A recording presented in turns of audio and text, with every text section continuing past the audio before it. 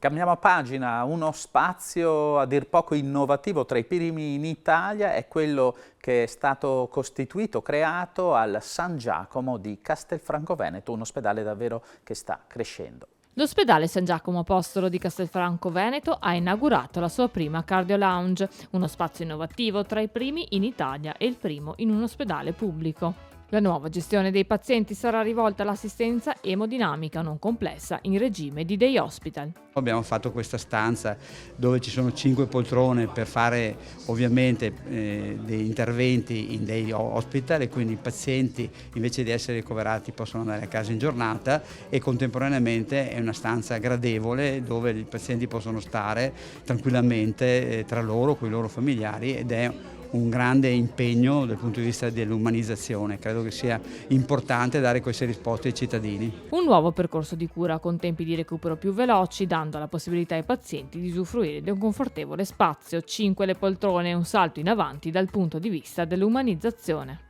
È la prima esempio di collaborazione tra pubblico e privato. Questa è una collaborazione che è iniziata diversi anni fa tra ULSS 2 e Medtronic, che ha consentito di ricreare dei modelli già presenti in Nord Europa ma non rappresentati nel nostro paese, e che consentono una gestione ambulatoriale dei pazienti che fanno procedure invasive quali la coronarografia o altre procedure angiografiche, compresa l'angioplastica. Un comparto assistenziale che vanta 2000 angioplastiche all'anno tra gli ospedali di Treviso, Castelfranco e Conegliano, oltre 7000 le procedure globali per quanto riguarda gli esami diagnostici. Il nuovo approccio permetterà quindi di risparmiare posti letto del reparto, migliorando la convalescenza e garantendo allo stesso tempo un migliore percorso di cura, oltre che l'abbattimento delle liste d'attesa.